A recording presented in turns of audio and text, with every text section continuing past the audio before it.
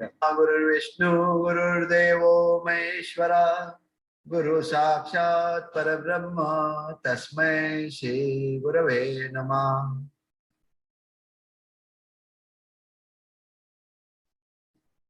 मागच्या वेळची एक एक स्लाइड आपण जरा पुन्हा घेतो. हा विषय आपण पूर्ण केला होता, परंतु जरा अजून पुन्हा एकदा बघूया काय म्हटलं. पहिला जो विषय आहे तो विषय पूर्ण झाल्यानंतर की आता जो आपल्याला जन्म प्राप्त होतो तो नॉर्मली जन्म जो प्राप्त होतो तो कर्म आपल्या भोगण्यासाठी आपलं. तर दादानी काय सांगितलं, आता आपल्याला ही विचारसरणी बदलायला हवी. आता जो जन्म आपल्याला प्राप्त करायचा आहे तो धर्मासाठी म्हणजे मानवता धर्मासाठी आपल्याला जन्म प्राप्त करायचा आहे, कर्मासाठी नाही. त्यामुळे याच्या पुढे आपल्याकडनं अशा रीतीची कर्म व्हायला पाहिजे की त्या कर्मामुळे आपल्याला जन्म पुन्हा ती कर्म भोगण्यासाठी त्या कर्म काय ती चुकीची कर्म आपण केल्यामुळे ती भोगण्यासाठी आपल्याला जन्म घ्यायचा नाही. तर आपल्याला अशा रीतीने कर्म करायचे की त्या कर्मांचा सदुपयोग किंवा सत्कर्म जे आपलं आपल्याकडून होईल त्याचा उपयोग आपल्या कशासाठी होईल, तर पुढे जेव्हा आपण जन्माला येऊ पुन्हा ते धर्मासाठी म्हणजे मानवता धर्मासाठी किंवा मानवतेसाठी आपण काहीतरी करण्यासाठी आपला जन्म. आणि तेच आपल्या गुरूंना अपेक्षित आहे, कारण जगामध्ये विश्वशांती करायची म्हटल्यानंतर अनेक जन्मामध्ये आपल्याकडनं दादा बाबा हेच करून घेणार. तर हा एक विषय मागच्या वेळेचा झाला. आणि त्याच वेळेला दादानी काय म्हटलं की आता यापुढे आपल्याला दुसरा विषय अतिशय महत्वाचा विषय घ्यायचा आहे, तो म्हणजे काय, तर कर्मविमोचन. या कर्मविमोचनाचा अर्थ दादानी एका ठिकाणी असा सांगितलं.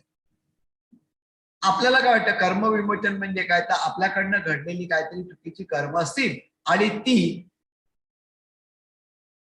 ह्या वर्षी ह्या वेळेला आपल्या कुठल्याही समजा आपण काय प्रयत्न करतो त्या प्रयत्नांच्या आड येतो, म्हणजे दुःख म्हणून पुढे निर्माण होतात कर्म.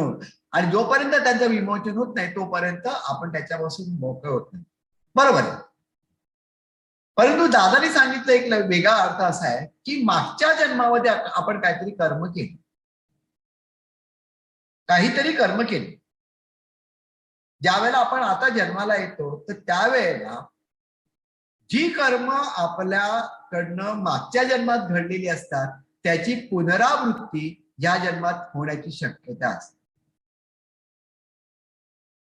तसं वागावं असं आपलं मन सांगतं, आपण हे करावं हे करावं हे करावं. आणि ते न होऊ देणं म्हणजे विमोचन, म्हणजे कर्म विमोचन. दादानी सुंदर अर्थ त्याचा सांगितलेला आहे. ते न होऊ देणं, तसं न होऊ देणं याचा अर्थ काय, कर्म विमोचन. आता काय काय वेळेला ती कर्म अशी असतात की ती आपल्याला पुन्हा पुन्हा ते करायला लावतात, परंतु आपल्या यथाशक्तीच्या बाहेर असतात. त्यांच्यावरती कंट्रोल मिळवणं म्हणून आपण सद्गुरूंकडे येतो. सद्गुरूंच्या कृपा आशीर्वादाने आपल्या ते कर्म विमोचन होतं, म्हणजे तशा प्रकारची कर्म आपल्याकडनं घडत नाही आणि त्यामुळे आता आणि भविष्य काळामध्ये आपल्या वाट्याला दुःख येत. आणि दादाने काय सांगितलंय की अजून एक गोष्ट, ती अतिशय महत्वाची गोष्ट आहे की आता तुम्हाला कर्म विमोचनातून बऱ्यापैकी मोकळे केले, तुम्हाला तुमच्या सवयी बदलल्या, तुम्हाला सांगितलं की या पद्धतीने करा. जेव्हा आपण आपल्या सवयी बदलल्या तेव्हा पुन्हा आपल्याला त्या मूळ सवयीकडे जायचं नाही.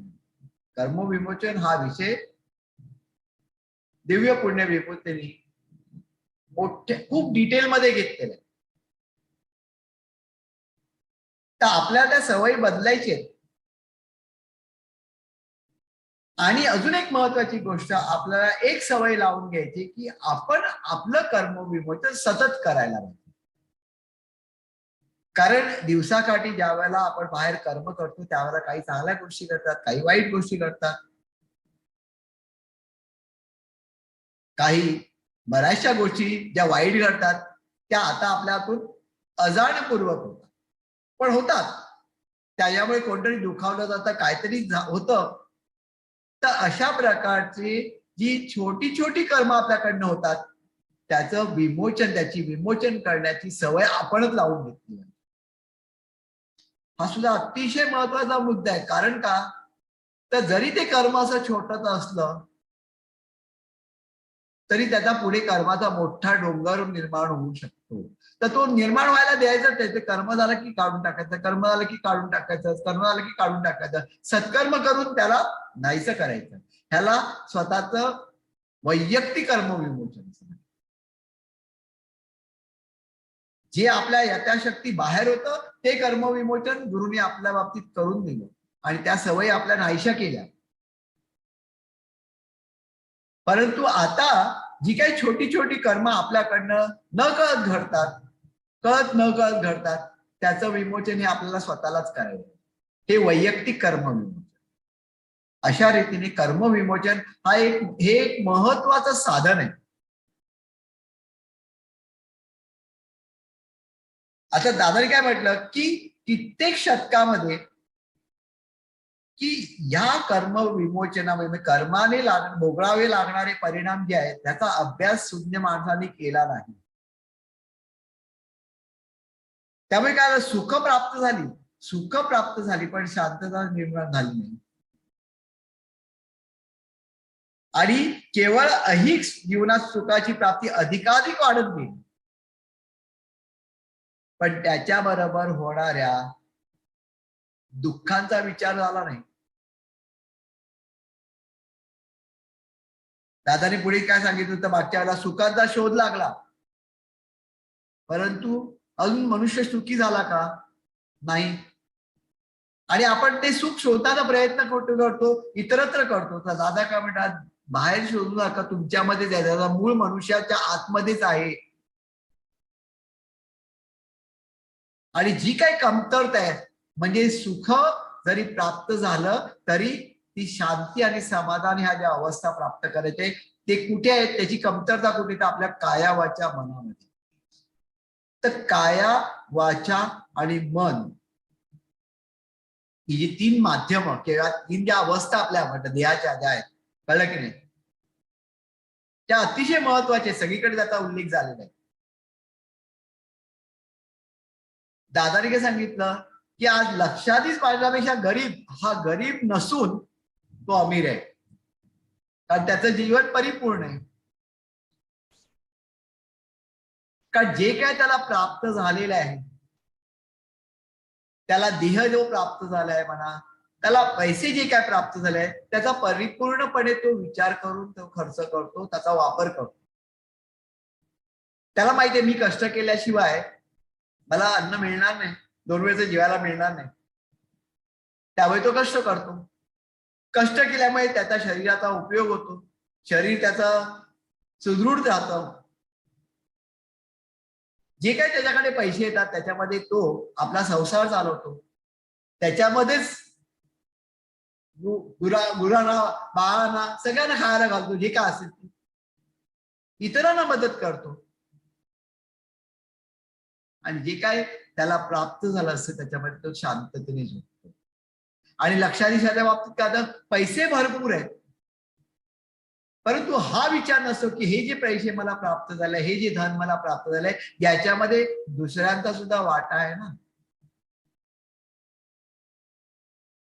तो विचार न करता फक्त पैसे आले की मला त्याच्यामध्ये समाधान, तसं होत नाही. रात्री झोप लागत नाही, तब्येत खराब होते, चालता येत नाही, किती वेगवेगळ्या प्रकारचे रोग येतात. मग त्याचा उपयोग काय, त्याचं जीवन हे अपूर्ण राहिलं. दादा पुढे म्हणतात की जगाला समजा विचारलं की तुम्हाला काय पाहिजे, तर आपण धडाधड सांगू आपल्याला हे पाहिजे, ते पाहिजे, ते पाहिजे.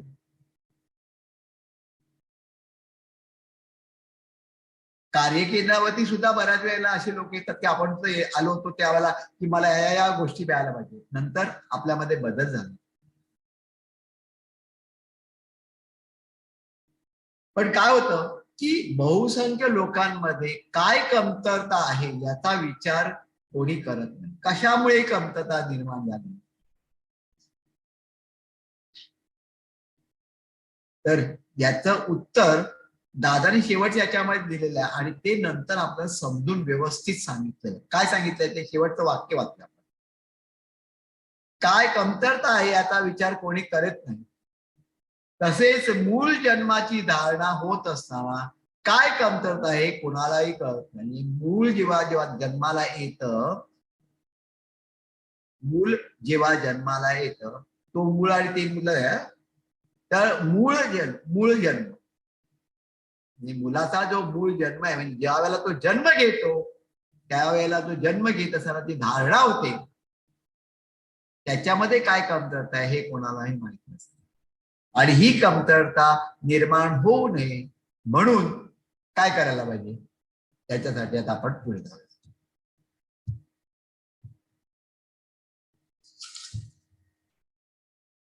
दादा काय म्हणतात बघा, जो कोणी जन्माला येतो त्याला त्याच्या जन्माचे इष्ट कार्य करण्यासाठी काया वाचा मन हे आवश्यक असते. म्हणजे काया वाचा आणि मन. कायेने काय होतं आचरण, वाचेने उच्चार आणि मनाने विचार. काया वाचा मन, आचार उच्चार आणि विचार, याच्यासाठी या तिन्ही माध्यमांची आवश्यकता आहे. त्याचबरोबर स्थूल सूक्ष्म आणि कारणीय यांची जोड सुद्धा आवश्यक असते. म्हणजे ज्यावेळेला आपण हा देह म्हणतो, हा जो आपल्याला दिसतो बाहेरून दिसतो तो स्थूल देह.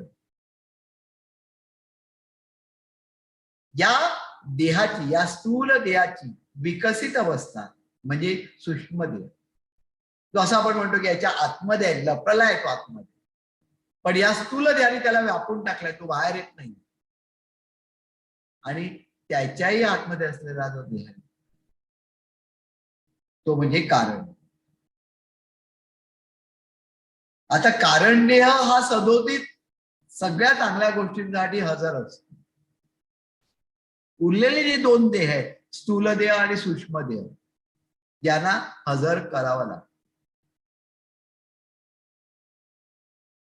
त्यामुळे सुरुवातीला जेव्हा आपण बसतो एखादं मंगल कार्य करायला किंवा सकाळी पूजा करायला, तर त्यावेळेला आपण काय करतो, तामण घेतो, पाडी घेतो, आचमन करतो.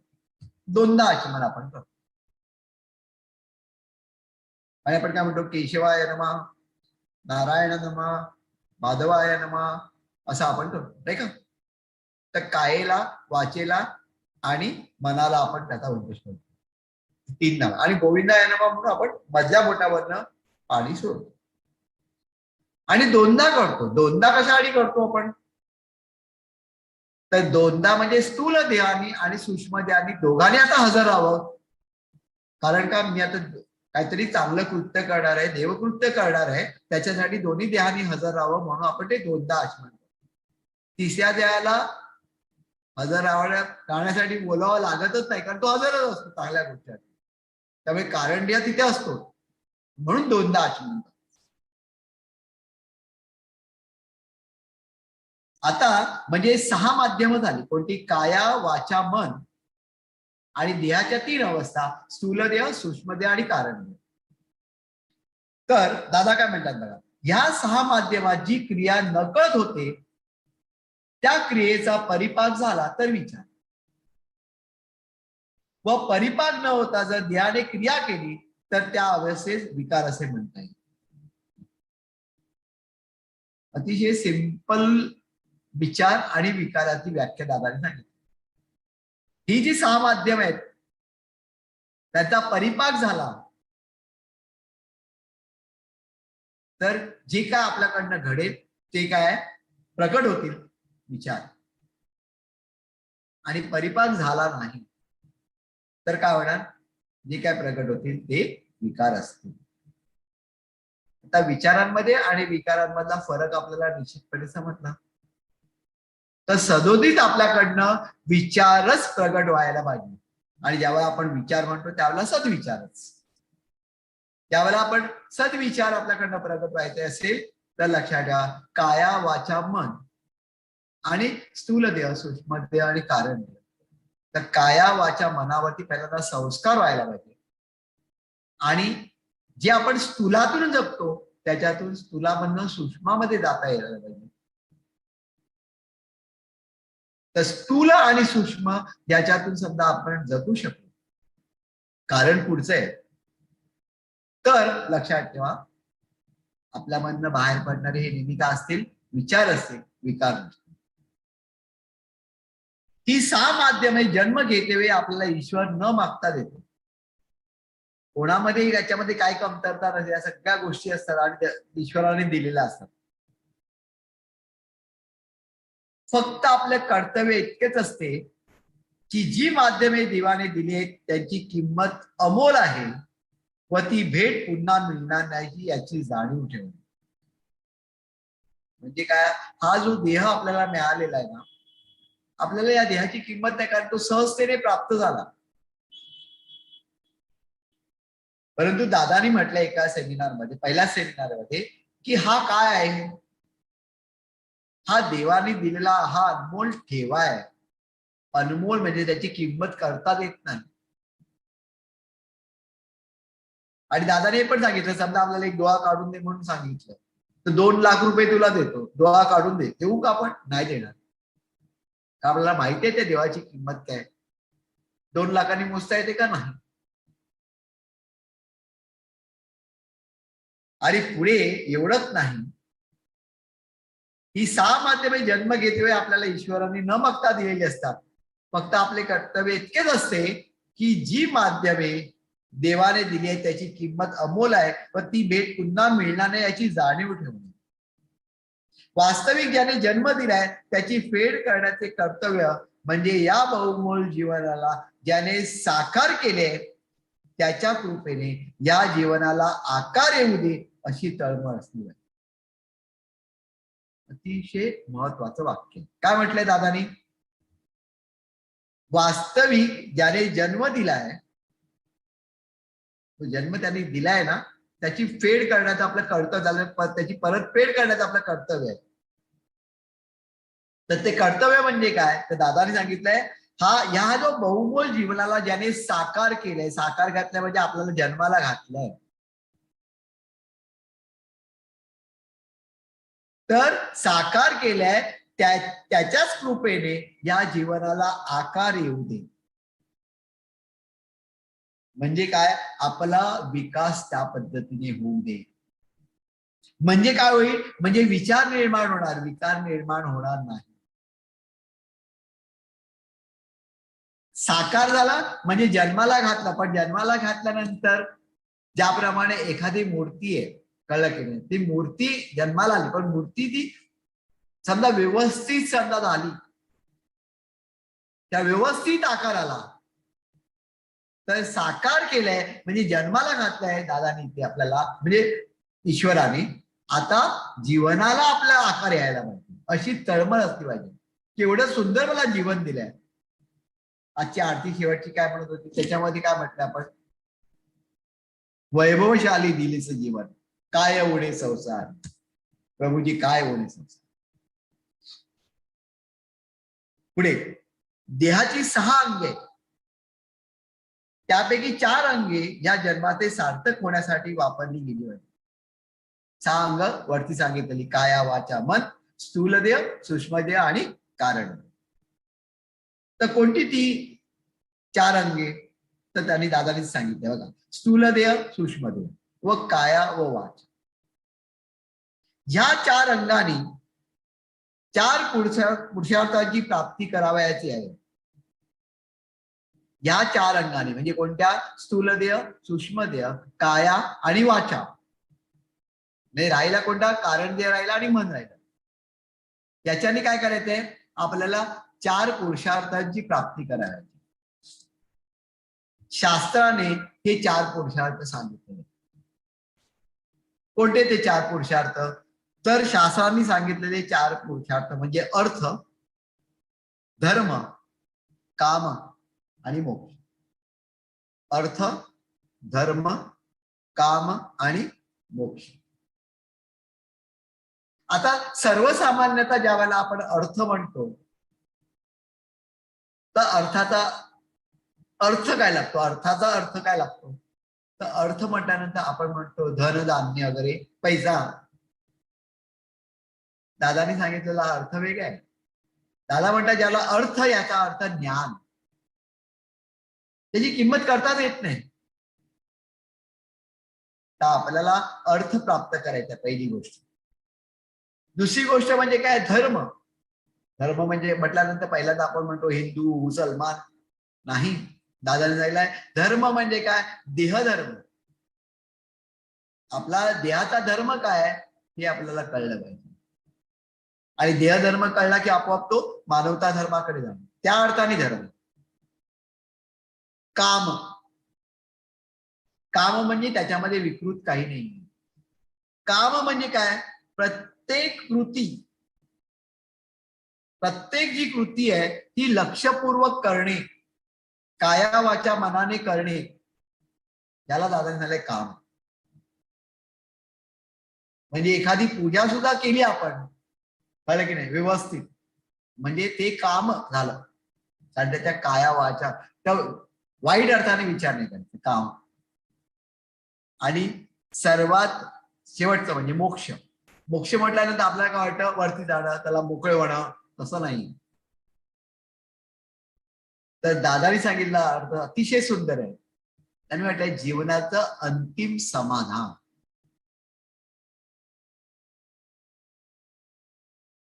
असे हे चार कर आपल्याला पुरुषार्थ प्राप्त करायचे, अर्थ, धर्म, काम आणि मोक्ष. आणि उरलेली जी दोन अंग आहेत, ती उरलेली दोन अंग कोणती, कारण देह आणि मन,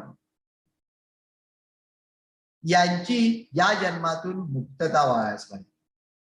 नाही ती कुठेही अडकता कामा नये, त्यांच्यावरती कोणती बंधनं नको. मन मोकळं असलं पाहिजे. आपण नाही म्हणून मन मोकळं असलं पाहिजे.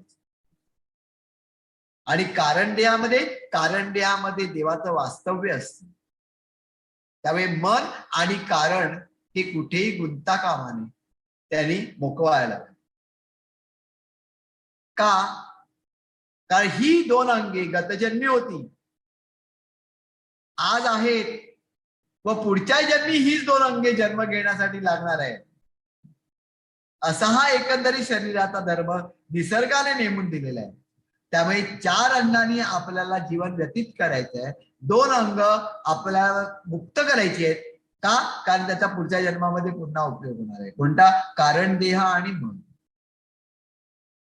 आणि पुढच्या जन्मामध्ये पुन्हा आपल्याला स्थूलदेह मिळणार, सूक्ष्मदेह मिळणार, कळलं की नाही, काया असणार, वाचा असणार. परंतु मनाची प्रगती झालेली असेल तर जो जन्म येतो त्या जन्मामध्ये कसा फरक पडतो हे दादाने सुंदर आता एक्सप्लेन केलेलं. आता आपण वाचूया पुढे. नॉर्मली काय होतं बघा, मागच्या काही शतकांमध्ये मनुष्याची अवस्था हीन पातळीवर वास करत आहे. त्याला आचार, विचार, उच्चार यांचे बंधन राहिलेले नाही. त्यामुळे खाणे पिणे, कपडा लत्ता, ऐशो आराम म्हणजे जीवन असे तो मानू लागला. हे वाक्य सांगायची आणि याच्यावरती काही बोलणार काही नाही, ते आपल्याला माहित आहे. मनुष्य काय काय करतो, काय काय प्राप्त करण्यासाठी, आणि काय काय वेळेला अतिशय क्षुद्र गोष्टी प्राप्त करण्यासाठी तो काय काय करतो, किंवा अज्ञानामुळे सुद्धा तो काय काय करतो, धन प्राप्त करण्यासाठी कोणाचा तरी बळी घेणं वगैरे, कळलं की नाही. म्हणजे प्राण्यांपासून सुरू झालेले ते मनुष्य बाळापर्यंत, बळीपर्यंत आपण पोचलेलो आहे. आज सभोवार बेफिकिरीने वागणारा मनुष्य हा गतकालात असणारा मानव आहे का, हा प्रश्न सुज्ञासमोर आहे. म्हणजे आज जो मनुष्य वागतो तो त्याच्याकडे काय काय वेळेला बघितल्यानंतर हा खरोखरच मागच्या जन्मामध्ये मनुष्य होता का, असा प्रश्न सुज्ञाला पडतो. दादा काय म्हणतात, हे दृश्य पाहिल्यावर जीवनाची कीव येते. कशासाठी दिलं होतं त्यांनी जीवन, आणि आपण काय करून बसलोय त्याचं. साधू संतांनी आपल्या जीवनाचे बलिदान केले, स्वतःच्या जीवनाचे बलिदान केले, व जन्माला आलेल्यांना सद्मार्ग दाखविला व या मार्गाने गेल्यास जन्माची सार्थकता होईल असे टाहो फोडून जगाला सांगितले. संत होऊन गेले. प्रत्येक संतांनी सद्मार्ग दाखवला. या मार्गावर जा, असं होईल, अमुक प्राप्त होईल, तमुक प्राप्त होईल.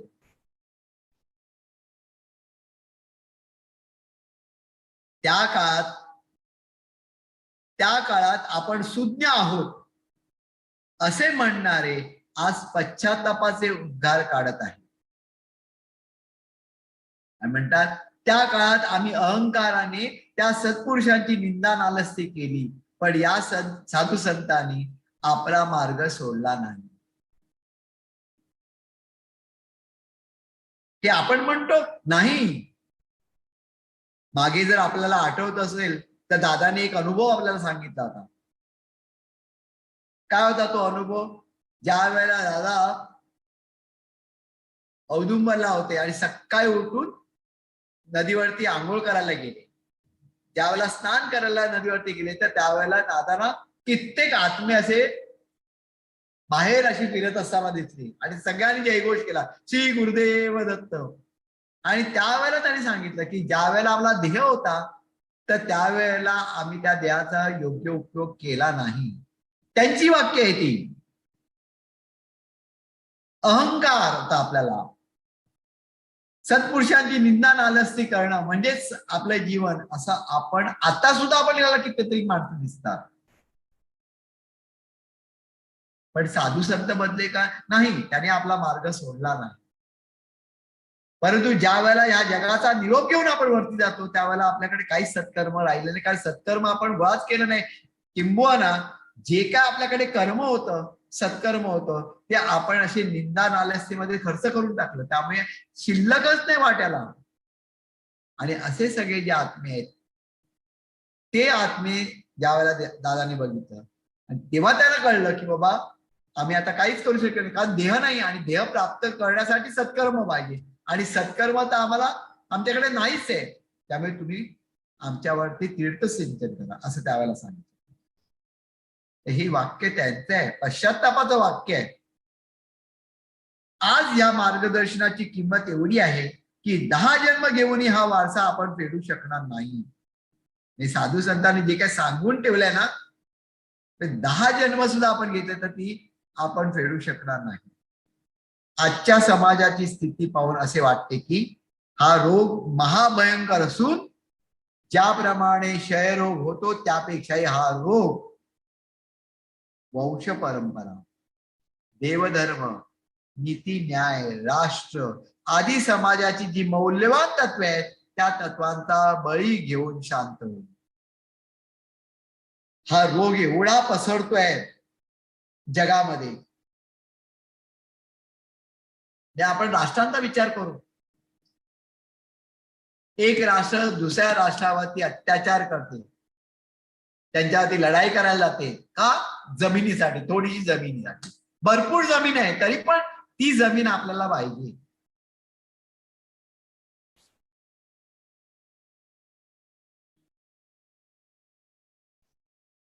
बऱ्याच गोष्टींसाठी म्हणजे स्वतः स्वार्थाचा विचार करत करत ह्या गोष्टी वाढत चाललेल्या.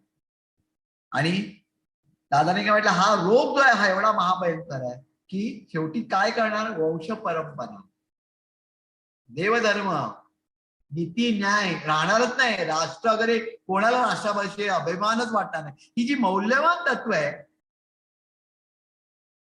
ज्याच्यावरनं मनुष्याला मनुष्य म्हटलं जातं ती मौल्यवान तत्व मुळातच नष्ट होणार आहेत. त्या बळी घेऊन शांत होईल. पण केव्हा? या प्रश्नात या विचारात जग बुडाले. काय चाललंय आपल्याला कधी कधी आपण विचार केल्यानंतर आपल्याला प्रश्न पडतो की काय चाललंय जगावर. दुसऱ्याला जो तरुणोपाय सांगतोय त्याच्या पायाशी काय आहे?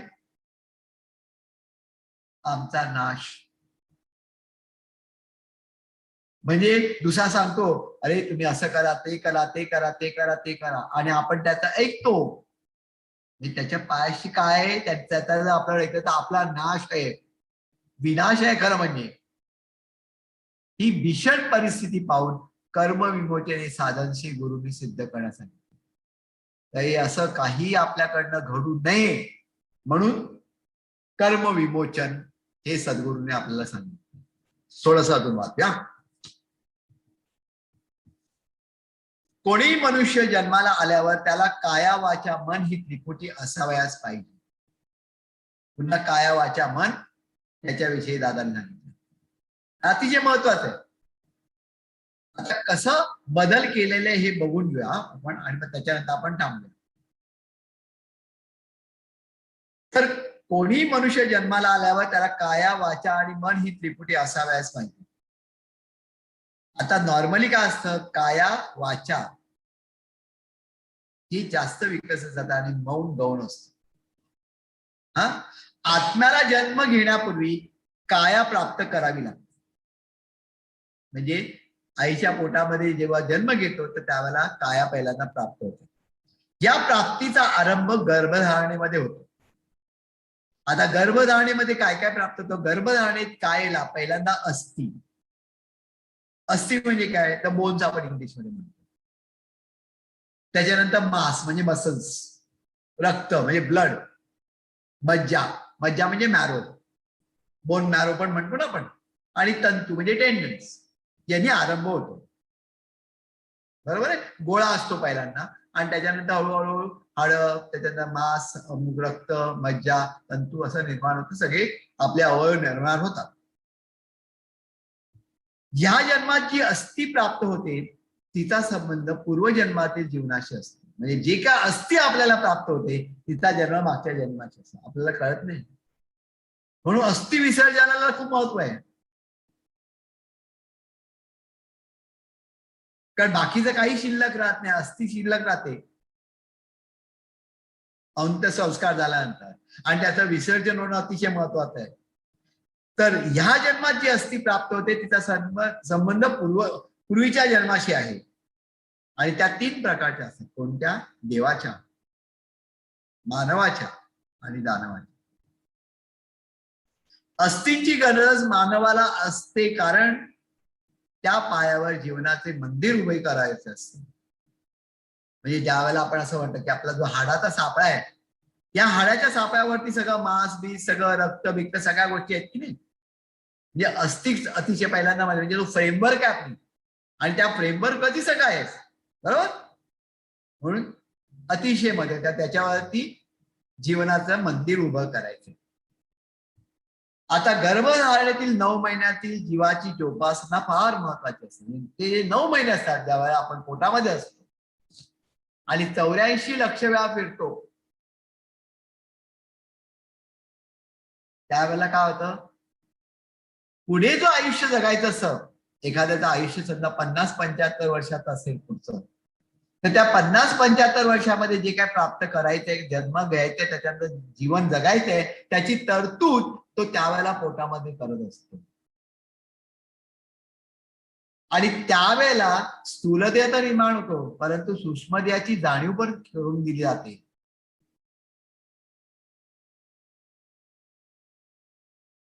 त्यामुळे स्थूलदेह, सूक्ष्मदेह, आणि त्यामुळे काय असं जे काही संस्कार होतात ते अतिशय महत्वाचे असतात.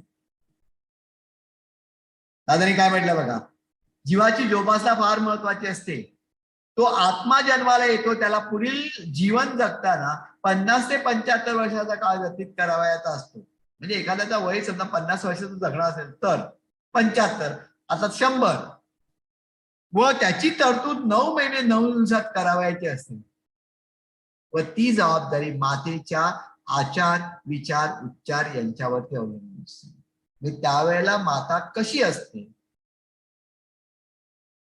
तिचा आचरण, तिचे विचार, तिचे उच्चार, त्यामुळे त्यावेळेला गर्भधारणा झाल्यानंतर मातेची काळजी घ्यायला पाहिजे, तिला शांतता द्यायला पाहिजे, तिला जे काय हवं ते खायला द्यायला पाहिजे. जे काही संस्कार शास्त्राने सांगितलेले आहे, कळलं की नाही, ते डोहाळ जेवण वगैरे त्या सगळ्या गोष्टी करायला पाहिजे. तर याच्या उलट काय होतं, ज्या वेळेला बाईला उलट्या यायला लागतात तर आपण डॉक्टरकडे नेतो, डॉक्टर औषध देतो, उलट्या बंद करतो. तर दादाने काय सांगितलंय की ज्या वेळेला उलट्या होत असतात तर त्यावेळेला जो गर्भ असतो तो गर्भ नको असलेलं कर्माचा विसर्जित करत असतो. त्याचं नको असलेलं कर्म विसर्जित होत असतो. कशासाठी? कारण त्याचा एकदम उदात्त असा हेतू असा असतो की ह्या कर्माने माझ्या आई वडिलांना त्रास होईल, तर त्यांना त्रास होऊ नये म्हणून तो बाहेर टाकत असतो. आणि आपण काय करतो? आपण ते बंद करतो गोळ्या वगैरे. असं करू नका असं दादांनी. बाहेर पडू द्या ती घाण. आणि मग आपण जबरदस्तीने गोळ्या वगैरे काय काय घेऊन ते बंद करतो. आणि मग कधी कधी, प्रत्येक वेळेला होतच असं नाही, पण कधी कधी जन्म झाल्यानंतर बाळामध्ये विकृती निर्माण होते. कारण किती गोळ्या आपण घेतल्या, कधी घेतल्या, काय घेतल्या, कोणत्या प्रकारच्या घेतल्या, या सगळ्या गोष्टींवरती अवलंबून असते. आता अतिशय महत्वाची गोष्ट म्हणजे काय, पूर्वीच्या काही जन्माची धारणा ही संस्काराने होत असेल व आज तेच संस्कार आपल्याला नको आहे. आपण सुद्धा दादानी आपल्याला काय सांगितलंय की ज्या वेळेला आपण मुलाचा प्रयत्न करतो तर कोणत्या काळामध्ये करायला पाहिजे, त्याच्यानंतर प्रयत्न करण्यापूर्वी आपण कसं पहिल्यांदा प्रार्थना केली पाहिजे, त्या सगळ्या गोष्टी सांगितल्या. म्हणजे हे संस्कार आहे. हे संस्कार आता आपल्याला काही नको असतात. त्यामुळे जन्म घेण्याची प्रवृत्ती जरी मनुष्याच्या ठिकाणी निर्माण झाली तरी संस्काराच्या अभावी असे बीज मानवाच्या ठिकाणी धारण होणे आवश्यक आहे, तशी धारणा होत नाही. म्हणजे जसं बीज मानवाच्या ठिकाणी धारण व्हायला पाहिजे तशी धारणा होत नाही, त्याच्यामध्ये काहीतरी कमतरता असते. कारण संस्कारच झालेले नाहीये. म्हणजे साधा आपण असा विचार करूया की समजा आपण एखादा झाड लावायचा विचार केला, तर कलमी आंबा आपण ज्या म्हणतो ते कलम जर व्यवस्थित झालं असेल तर तो आंबा कलमी असणार की नाही. परंतु समजा कुठचा कलमी न करता नुसता आणून लावला तर आंबा तयार होईल, परंतु ते जे आपल्याला अपेक्षित असलेलं फळ आहे ते फळ मिळणार का? नाही. आज कर्मामुळे जरी जन्म प्राप्त होत असला व कर्माची धारणा जरी देहात होत असली तरी संस्कारातून धर्माच्या बीजाची प्राप्ती जी जन्म घेते वेळी व्हायच पाहिजे ती न होण्याने वंश परंपरा ही आपल्या अज्ञानाने नष्ट होत चालली. अरे ह्या जन्म म्हणजे ह्या घराण्यामध्ये हा काय असा काय वागतो, हा कसा काय जन्माला आला, तर त्याच्यावरती जे संस्कार व्हायला पाहिजे ना ते संस्कार झालेले नाही. आणि असा समजा संस्कार न झालेला जगून गेला, पुढच्या वेळेला त्याचा जन्म आला तर त्याच्यावरती संस्कार नाहीये. त्यामुळे लक्षात ठेवा, तो घरामध्ये एखाद्या घरामध्ये सदा जर जन्माला आला तरी त्याच्यावरती संस्कार नसणार. तरी संस्कारातून धर्माच्या बीजाची प्राप्ती जी जन्म घेते वेळी व्हायला पाहिजे ती न होण्याने वंश परंपरा ही आपल्या अज्ञानाने नष्ट होत चालली. आणि काय सांगितलं बघा आता कसं दिसतं, तर समाजात किंवा कुटुंबात जन्माला लोक येतात व जातात, पण गेल्या काही शतकात वंश परंपरेचा मूळ जन्माशी जन्म घेण्यात जो वाटा आपल्या संततीमध्ये मिळायला पाहिजे तो मिळत नसून प्रत्येक पिढी जन्माला येते वेळी आचार विचार उपचार हे भिन्न आढळतात व त्यामुळे मानवी जीवनात एकसूत्रीपणा सापडत नाही. आपण आश्चर्य करतो, अरे ह्या घराण्यामध्ये असा मनुष्य जन्माला यावा. ते आपण कित्येक उदाहरण बघितलंय ना. हे दोष म्हणून नाही, हे समजून घ्यायला पाहिजे आपल्याला की गणित कुठे बिघडलेलं आहे मनुष्याचं. काय संस्कार आपल्याला नको आहेत. आपण काय म्हणतो, अरे ते मुद्दा उपनयन वगैरे कशा काय गरज नाही, त्याची काय होत नाही. कळलं की नाही. लग्नाच्या वेळेला लग्नामध्ये कसं नवरा बायकोला पहिला लग्न घालायचं म्हणजे एकमेकांना माळा घातलं की लग्न झालं असं वाटतं, पण त्याच्यामध्ये जो कन्यादान आहे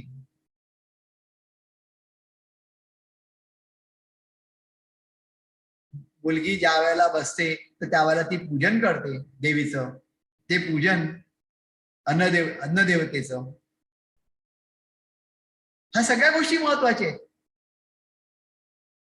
बरं, शास्त्राने भरपूर सांगून ठेवलेले आहेत आणि त्याप्रमाणे त्या शास्त्रामध्ये ते सांगण्यामध्ये काय ते अर्थ आहे, परंतु सर्वसामान्य माणसाला हे सगळं करणं शक्य होणार नाही. म्हणून दादाने काय केलंय, त्याच्यामधलं आवश्यक जेवढ्या आहेत त्या आवश्यक तेवढ्या ठेवलेल्या आहेत, पण आपल्याला तेवढं पण नको आहे.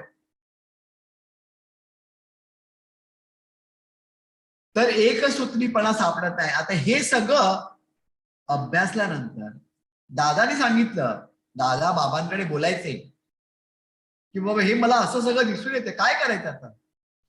त्याच्यासाठी श्री गुरुनी म्हणजे बाबांनी असा आशीर्वाद दिला की भवितव्यात जन्माला येणारा मनुष्य हा वंश म्हणून जन्माला येणे हिताचे नसून अंश म्हणून जन्माला येणे जरुरी आहे. म्हणजे याच्या पुढे आपल्याला अशा रीतीने साधना करायचे, अशा रीतीने मनुष्यावरती संस्कार करायचे की पुढच्या वेळेला जन्माला येताना तो गुरुवंश म्हणून यायला पाहिजे, कोणाचा तरी वंश म्हणून नको. कारण वंश म्हणून आला तर त्या वंशाचे दोष त्याच्यावर येऊ शकतात, आणि गुरुवंश म्हणून जर आला तर गुरुचा अंशच असल्यामुळे त्याच्यामुळे कोणतेही दोष नसतात. हा बेसिक चेंज सद्गुरूंनी केला. म्हणजे पहिल्यांदा तसा आशीर्वाद दिला की आपल्याला असं करता येईल, आणि हे करण्यासाठी आता तू पुढे काय कर, त्याचं मार्गदर्शन दादांना दिलं. आता पुढचा जो अभ्यास आहे वंश विमोचनापासून काय होतं, मूळ धारणेमध्ये मूळ अवस्थेमध्ये कसेही बदल केले, कळलं की नाही. ओके, फक्त वाचतो मी, पुढच्या वेळेला आपण ते डिटेलमध्ये बघू. काय, वंश विमोचन साधनेमुळे जन्माला येण्याची मूळ अवस्था ही कृपाशीर्वादाने बदलते. काय, पूर्वी जन्माला येते वेळी मूळ धारणा कशी होती, काया वाचा आणि शेवटी मन यायचं. या धारणेमध्ये काया व वाचा ही प्रधान असून मन गौण असणे अशी अवस्था असल्याने जरी जन्माला आलो तरी आपली इष्ट कर्तव्य कोणालाही करावायचे वाटत नसे व जास्तीत जास्त जीवनाचा उपभोग घेणे असे घडत असते. कारण काया आणि वाचा हे प्रमुख होते आणि मन जे आहे ते गौण होते. याच्यामध्ये बदल केला. कसा केलाय, का केलाय, काय केलंय, सुंदर एक्सप्लेन केलेले जातात. आता अभ्यास आपण पुढच्या वेळेला करू. सच्चिदानंद सद्गुरु साईनाथ महाराज की जय. श्री गुरुदेव दत्त सदानंदाचार्य को सच्चिदानंद सद्गुरु श्री पंत महाराज की जय. श्री गुरुदेव दत्त श्री सद्गुरुनाथ दादा महाराज की जय. श्री गुरुदेव दत्त.